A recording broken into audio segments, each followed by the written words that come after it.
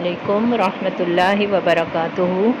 हमारी आज की आयत अल्लाह हमें याद दिलाते हैं कि हम जो कुछ ज़बान से बोलते हैं वो सब रिकॉर्ड में मौजूद है, वो सब कुछ लिखा जा रहा होता है। फिर यह है कि क्या अल्लाह गरीब है? अल्लाह पर एतराज़ और बदगुमानी इंसान को हलाकत में डाल देती है। कामयाबी का असल मेयार जहन्नम से बचना और जन्नत में दाखिल होना है। देखते हैं कि इन आयत में हमारे लिए क्या है। हो सकता है कि ये आयत हमारे दिल का रुख बदल दें। तो चलें इन आयत का लफ्ज़ी तर्जुमा और तफसीर देखते हैं। बिस्मिल्लाहिर्रहमानिर्रहीम। सूरत आले इमरान आयत 181 से 185 तक। लक़द अलबत्ता तहकीक समिआ सुन ली अल्लाहु अल्लाह ने कौला बात अल्लज़ीना उनके जिन्होंने क़ालू कहा था इन्ना बेशक अल्लाह अल्लाह फ़कीरुन फ़कीर है। उन्होंने ऐसी बात क्यों की थी और किसने की थी? ये बात यहूद ने की थी। क्यों की थी? क्योंकि उनसे कर्ज़ हसना मांगा गया था, जिसके बदले में फिर उन्होंने ये बात की थी। वनहनु और हम अगनिया गनी हैं, यानी वो ख़ुद को अमीर कह रहे थे और अल्लाह को गरीब कह रहे थे। सनक्तुबु ज़रूर हम लिख लेंगे। ये कौन कह रहा है? ये अल्लाह ताला फरमा रहे हैं। माँ जो कौलू उन्होंने कहा, व कत्लहुम और कत्ल करना उनका। यानी एक तो अल्लाह की आयत का एतराज़ करना, अल्लाह के हुक्म को ना मानना, और फिर एक और जुर्म उनका क्या है कि कत्ल करना। अल अंबिया अंबिया को बिगैरी बग़ैर हक़्क़िन हक़ के। वनक़ूलू और हम कहेंगे ज़ूक़ू चखो अज़ाब अज़ाब अल हरीक जलने का। अब ये फिर उनके लिए सज़ा भी बताई गई है कि उनके लिए अज़ाब है जलने का। इस आयत में ये कहा जा रहा है ना कि अल्लाह ने उन लोगों का कौल सुना है जो कहते हैं कि अल्लाह फ़कीर है और हम गनी हैं। उनकी ये बातें हम लिख लेंगे, और इससे पहले जो वो पैगम्बरों को नाहक कत्ल किया करते थे वो भी हम उनके नामा अमाल में सब कर रहे हैं। ये फैसले का वक्त आएगा, हम उनसे कहेंगे लो अब चखो अजाब जहन्नम का। इस आयत में मैंने जैसा कि पहले अर्ज़ किया कि यहूदियों ने मुसलमानों से जब बार बार ज़कात और सदक़े वगैरह का मुतालबा देखा तो नऊज़ बिल्लाह उन्होंने गुस्ताखी से कहा कि अल्लाह हमसे मांगता है, गोया वो तो गरीब है।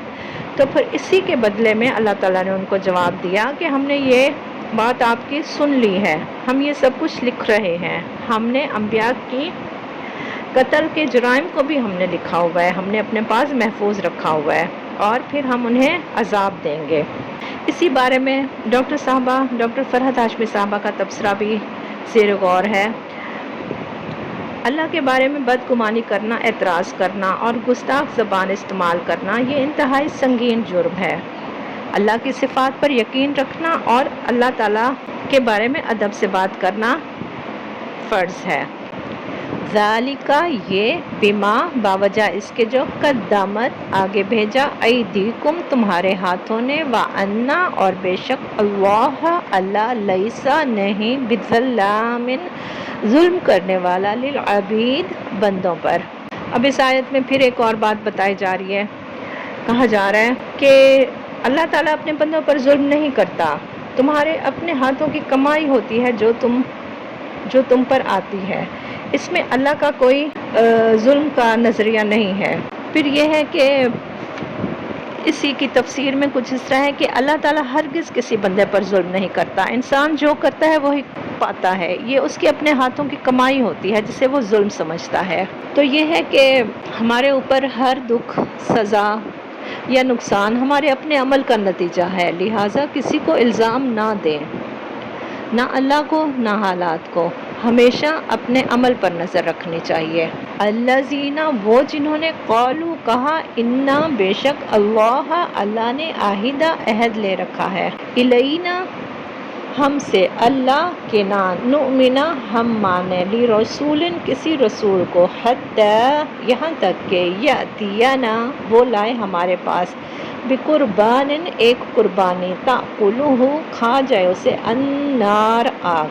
अब ये उनका एक और उज़र है, एक और बहाना है ईमान ना लाने का जो वो इस आयत में पेश कर रहे हैं।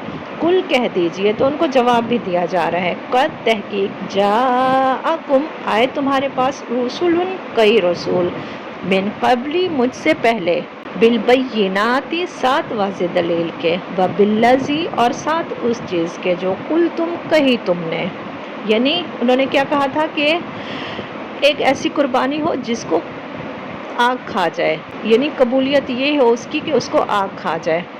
فالما تو کیوں، قتل تموہم قتل کیا تم نے انہیں، ان اگر کن تم ہو تم صادقین سچے۔ اب اس آیت میں یہی بتایا جا رہا ہے کہ جو لوگ کہتے ہیں نا کہ اللہ نے ہم کو ہدایت کر دی ہے کہ ہم کسی رسول کو نہ مانیں، کسی رسول کو تسلیم نہ کریں جب تک کہ وہ ہمارے سامنے ایسی قربانی نہ لائے جسے غیب سے آ کر آگ کھا لے۔ ان سے کہو تمہارے پاس مجھ سے پہلے بہت سارے رسول آ چکے ہیں نا، جو بہت سی روشن نشانیاں لائے تھے، وہ نشانیاں بھی لائے تھا جس کا ذکر تم کر رہے ہو۔ پھر اگر ایمان لانے کے لیے یہ شرط پیش کرتے ہو، تم سچے ہو، تو پھر تم نے ان رسولوں کو کیوں قتل کیا تھا؟ یعنی جب یہ نشانیاں لے کر بھی انبیاء آئے تھے تو ان کو بھی انہوں نے قتل کر دیا تھا۔ اس آیت میں وہی حابیل اور قابیل کی قربانی کا معیار پیش کیا جا رہا ہے نا، کہ ان میں سے ایک بھائی کی قربانی کو آگ نے آ کر کھا لیا تھا اور وہ قبول ہو گئی تھی، لیکن دوسرے بھائی نے پھر اس کو قتل کر دیا تھا۔ اس کے علاوہ ہم نے پچھلی آیت میں بھی پڑھا ہے جس طرح یہ لوگ انبیاء کو ناحق قتل کر دیتے تھے۔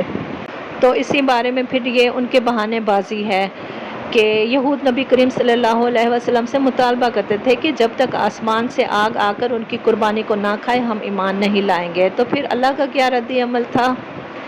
یہ نشانی پہلے بھی دی گئی تھی مگر تم نے انبیاء کو قتل کر دیا۔ تو پھر یہ ہے کہ تمہارا جو مطالبہ ہے یہ محض جھوٹ اور ضد ہے۔